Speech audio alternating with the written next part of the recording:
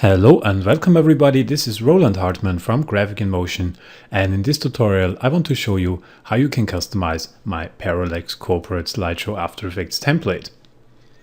Before we get started with the customization, I quickly want to point out that if you want to use the same fonts that I used in the preview video of this template, I recommend you to download and install these fonts before opening up the project file, because otherwise After Effects will just show you that the fonts are missing.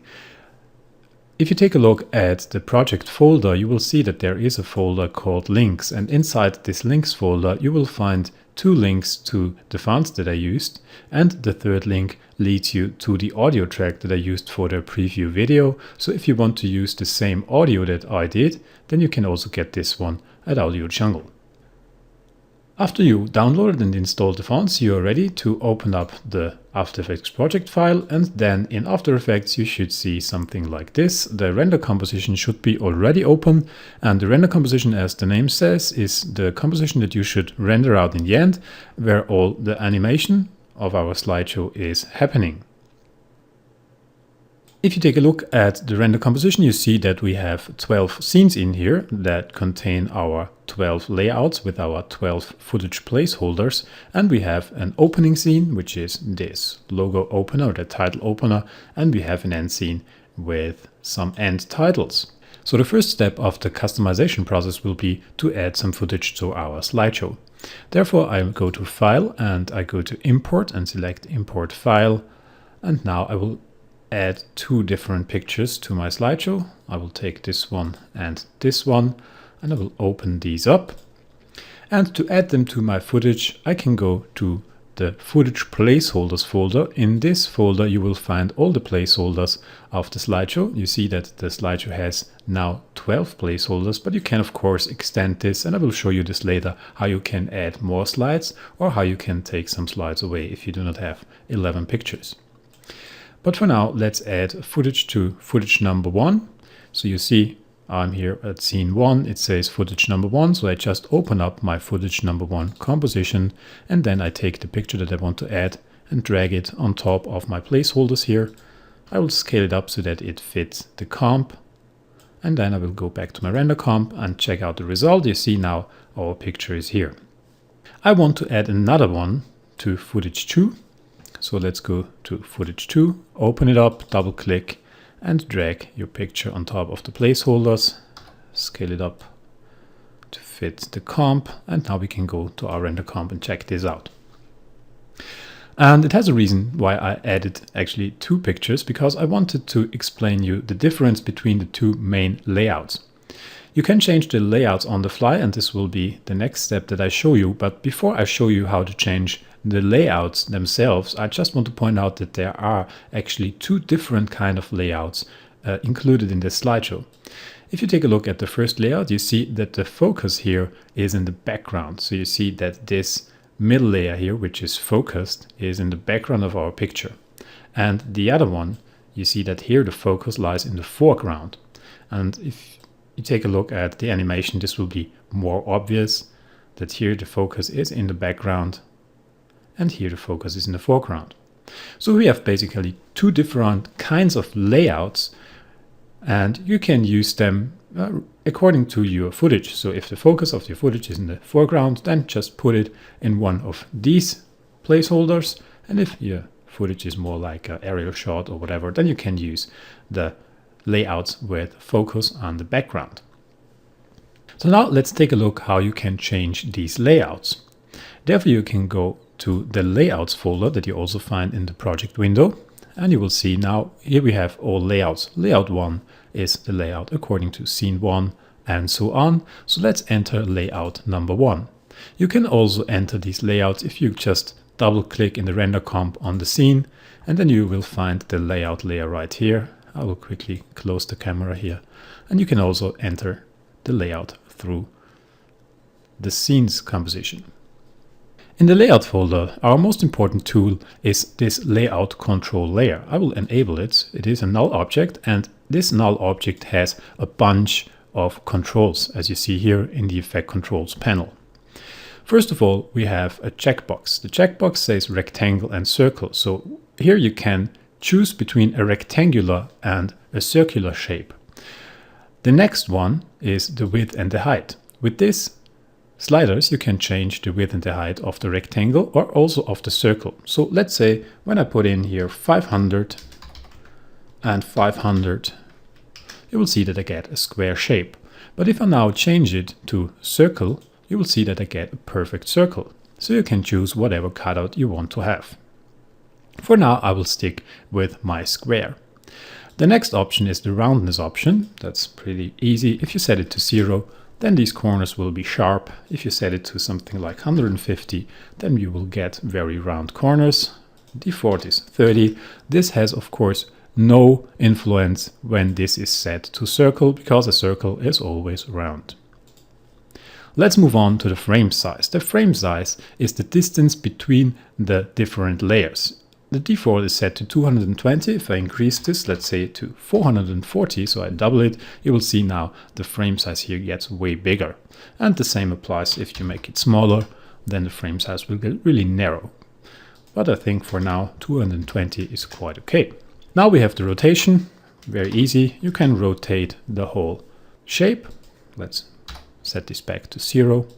Then we have the skew, where you can skew it. Also quite nice. And the next one is the brightness. And brightness, you will see when I increase this, you will see what this does. I set it to -15, and you see that the foreground layers get very dark, and the further we move to our background layer, to our focus layer, the less the effect is taking place. So our focus layer is not at all affected by this darkness, but all the other layers are a little bit. So if I set this to 0, I have the complete normal brightness of my picture. So here you have the possibility to somehow guide the focus inside your footage. I will set it again to -5 to make it a little bit darker. And the next possibility you have is the blur. So it's set to 1. If I set it to 0, you will see that we have no blur at all through all the layers. But if I set this to something like 3, quite a high number, then you will see that the foreground layers here get blurred. So let's set this back to 1 and move on to the tint option. The tint option, if I set this to 100, you will see what it does. It simply tints the foreground layers. So the foreground layer now is 100% black and white, and our focus layer is not affected at all. If I set it to a lower number like 40, you will see that this effect will be reduced. And if I set it to 0, we have no tinting at all, and the color of our footage is not changed. So let's go back, set it to 25, just a slight value. And let's move on to the shadow opacity. Shadow opacity, if I increase it, you will immediately see what it does. It just makes these shadows between the layers more obvious, more opaque. Standard value of 15, I think is quite nice. It really depends how bright or how dark your picture is or your footage. So maybe in some cases you want to increase this a bit. The shadow distance, I will set it to 50 to make it obvious. You see that now it looks as these layers are far more apart from each other than when it's set to 10. But I think for now 10 is a good value. And then we have the shadow softness. If you set this to 0, you will see we have really harsh shadows. And the bigger you make this value, the softer it gets. But I think that you probably do not even need to change this. 100 is quite a good value here. So the next option we have is the frame color. You see that we have these frames here, these lines, these thin lines here, and you can change the color of them. So if you want to make them, for example, like a dark blue here, then you simply take over a color, or you can also, of course, click on this and select your color right here. I will make them white again. The next option is the frame width. So here you can change the width of these strokes. Let's set them to 4, then they become really obvious and really big. If you set them to 0, they are gone. So if you do not want these frames in the picture, simply set the width to 0. Otherwise, if you set it to 1, that's the standard look, you will get these fine lines here.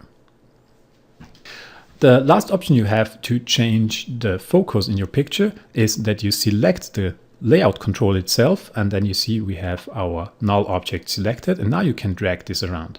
This can be very useful if you want to change the focus inside your picture. So in this case, we could focus really on this guy here, sitting in this field. Now, the next option you have is to add your titles, of course. You see, now my title is not visible. And why is it not visible? If I select my main title here, this blue layer here, and if I drag it on the x-axis, you will see that it will be visible here, and this is because of the layer that it's sitting on. So let's reveal the position of this layer to make this clear. The value that is interesting here is the set value. So now we have a set value of 1000, and if I quickly select all my footage pre-comp layers and reveal their positions by pressing P, you will see that my back layer here also has the same value. So if I make this invisible, you see which one it is. It is our focus background layer here. So my title now is exactly on the same level as my focus background. If you want your title to be right here, visible right here, then you can simply choose this layer. So let's see, the pre-comp one, which is this one here, our foreground layer, has a set value of -500. So let's say I want to have my title and my subtitle both at this level here. So now you just put in -500, and we can do the same with our subtitle. Press P for position, put in -500, and you see that the subtitle is not even turned on. You will find the main title and the subtitle in each of these layouts, but sometimes the subtitle is turned off. So let's turn it on to make it visible, and now we can play around and change these titles. First of all, let's take the title, and you see it's very big now. So let's scale it down. I simply press S on my keyboard to scale it down, to make it nice and small again. And now I will search for a nice spot. Let's say we will bring it in here. Our main title right here. And of course, to edit the title, you simply double click on this layer. Now you can enter your title. And let's do the same with our subtitle. Let's press S on the keyboard to scale it down around the same value as my main title. And then I will maybe bring it down here. So you see, you can shift around the titles, you can shift around the shapes, you can shift around the layouts, and of course you can stylize this however you want. So I think it is a really versatile setup, and you can create a bunch of different looks with this setup. So now quickly, let's take a look at layout number 2, just to make sure that this works exactly the same. So I will go to scene 2 and to layout number 2. It would have been better if I just enter layout number 2 right here. Let's take a look at this quickly. And you see that we have exactly the same layout controls. We have the same titles, and we can do exactly all the same settings right here. We can change this. We can do everything that we can do in the other setting. The only difference is that here my foreground layer is nearer to the camera than in layout number 1, where it is on the background. So this is the main difference between the two different layout types that you will find throughout the whole slideshow. Okay, so quickly I want to explain how you can edit the opener. The opener scene is very easy to edit. Let's go to the render comp and let's double click to enter our opener scene. You will see that it consists mainly of 3 title layers, text layers. You can double click them to edit them. You can of course also change the position by just dragging them around. And you can also enter your logo if you want. So you see here you have your logo placeholder, and to enter your logo here, you go to the logo composition and double click it. And now let's bring in a logo. We will go to File and Import File. I will quickly move to the folder where my logos are located. And I will bring in my logo and drag it on top of my placeholder. I will make my placeholder invisible for now. And now I can go back to my opener composition, and you see now the logo is here. You see that the opener composition also has a layout control. So let's take a look at this layout control. On this layout control, we also have a bunch of color controls. The first 2 color controls change the background gradient. So if you change this first color, let's take a look. Maybe we will do something like more of desaturated gray here. And then we can take the second value to a darker gray here. And if we go back to our render composition now and take a look at our slideshow, you will see that the in-between slides that appear always between our scenes, take over the same colors that you enter in the opener background. So whatever colors you enter in the opener background will appear in the between slides. So let's go back to the opener slide and let's make this maybe again a bit more beautiful. Like so. This darker. Okay. Let's go back to our render comp. And you see in between the slides are updated as well. Another option you have in the opener composition is that you can change the color of the logo. You see we have this logo color on off here. So if I select this checkbox, you see now the logo gets colored. So if you want to use a full color logo, then you can use this feature, and you can also change the color right here to colorize your circle and your logo. But for now, I just will leave it with its original colors. Now we added some footage, we edited some titles, we edited the opener sequence. If we take a look at the end sequence, here you have a very basic setup too. We have two different titles. You can simply edit them by again double clicking and entering your text. You can position them, of course, and you also have a layout control layer. On this layout control layer, you see we have three different options, and we have the title color, and the title color is, of course, the color of the titles. Then we have the stroke color. We have this stroke here, which is animating on and then revealing our titles. So if we change the color of this stroke, let's see what this does. It changes the color of the stroke and of these small circles here. Let's undo this. And you have another option to change the width of your stroke. So depending how big or how small your title is, you can change this right here. And you will see the stroke will animate on and will animate to the width that you can determine through this slider here. One more step to make a quick customization is to add some audio. If you take a look at the render composition, you see that we have two different compositions here. One is called the audio time-lapse trip hop, and the other one is only called audio. And this really depends on which music track you want to use. If you want to use the same track that I used for the preview video, then I already showed you, you can simply follow along this link here in the links folder and download it. And I recommend, if you want to use this track, then open up the audio time-lapse and drag it into this composition, because you see I did some editing here. If you want to use your own audio, simply enter it in the audio composition, drag it in here and leave this one empty or delete it. Okay, now I want to show you how you can change the order of the layouts. So I would not recommend that you start shifting around the scenes. You could do that, but the easier way to change layouts is the following. So let's say you want to change the layout. You want this layout to be the first one in your slideshow, and you want this layout to be the second one. So we want to exchange these two layouts.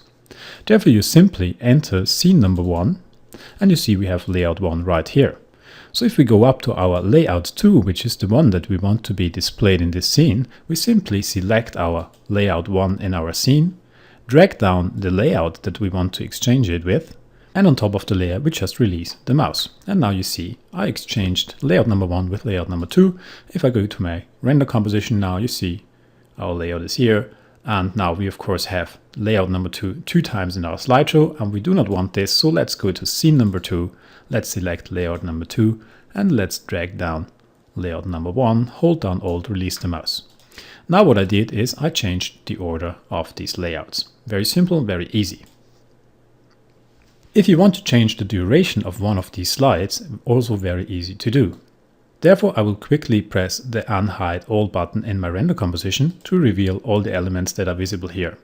Because you see that in between these slides we always have these small circle animations, and they are actually right here on top of our scenes in the render composition. And if we want to change the duration, we also want to move these circle animations with it. So let's say I want to increase the duration of scene number 1. Therefore you can enter the scene number 1 composition.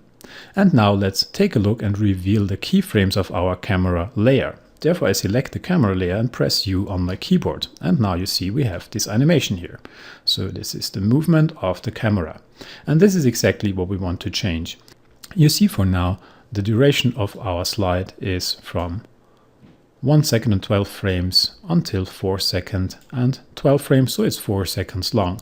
Let's say you want to increase the duration for 2 seconds. So let's move to 6 seconds and 12 frames.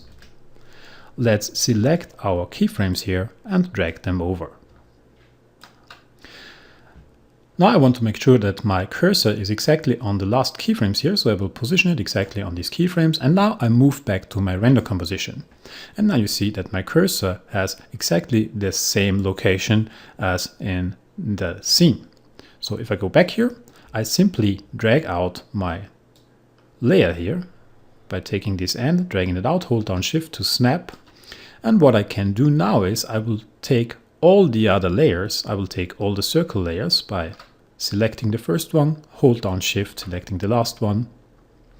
And now I will select all the layers beneath my scene number 1 layer. I hold down Control or Command on the Mac and select all of these scenes here.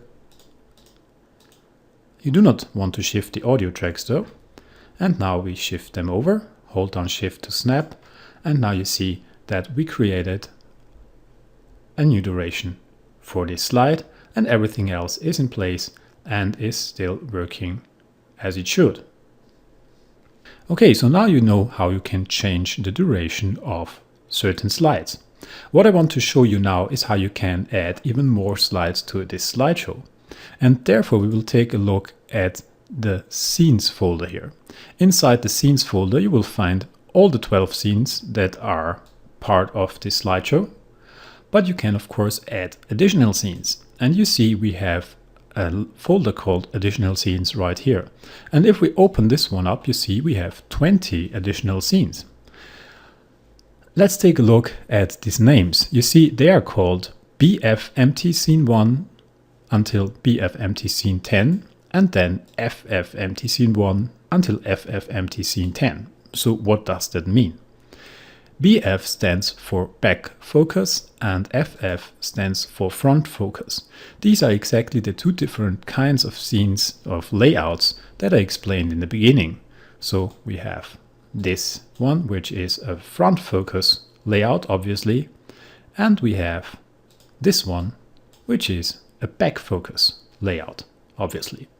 So let's say you want to add another back focus layout to this slideshow.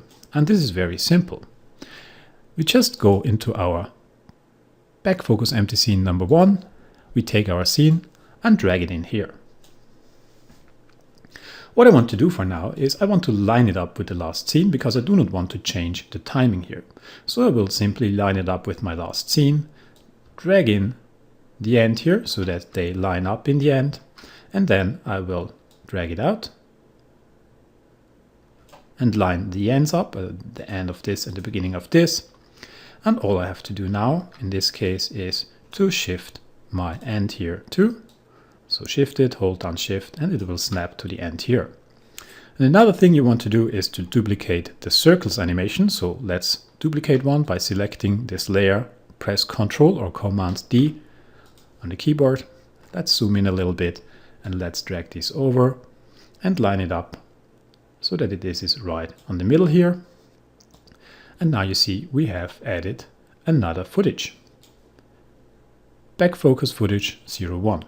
So if you want to add some footage to this, that's very simple. You see that we have the back focus empty footage placeholder right inside the scenes folder. If you open this one up, now we can go to our footage. And let's say I will simply use this photo again, drag it in, scale it up a bit, go back to my render comp, and now you see my footage is in here. And if you want to change the layout of this additional slide, you will find the layout right here in the BF Empty Layouts folder. So simply open this up. You see we have here back focus empty layout 1, open it up, and here you find exactly the same layout as all the others, and you can start customizing your look. Okay, so as a last step before you render out your final slideshow, you have to make sure that your work area is on the right in and out points. You see, I changed the duration right here. I added another slide, and now my out point of my working area is not lined up correctly anymore. So if I would render this out now, it would stop rendering here and I will lose my end here. So make sure if you changed the timing or if you added or removed some slides, then make sure that you line up the end point of this work area. And in my case, I will take a look. You see here the titles are coming in, and from this point on, let's say I want this to stand for 2 more seconds. So you see that at 1 minute and 16 seconds the titles are revealed. So I will add 2 more seconds here by simply typing in 180, and now I will press N on my keyboard to line up the end of my work area. You can also, of course, drag this over, hold down Shift, and it will snap. And now I'm good to go. And now I could render out my slideshow and I'll make sure that everything that I want is in the video in the end. So I hope that this tutorial was helpful. If you have additional questions, feel free to write me a message through my VideoHive profile or through my website, which is www.graphicinmotion.com. Thank you very much for watching, and I really hope to see you soon. Goodbye.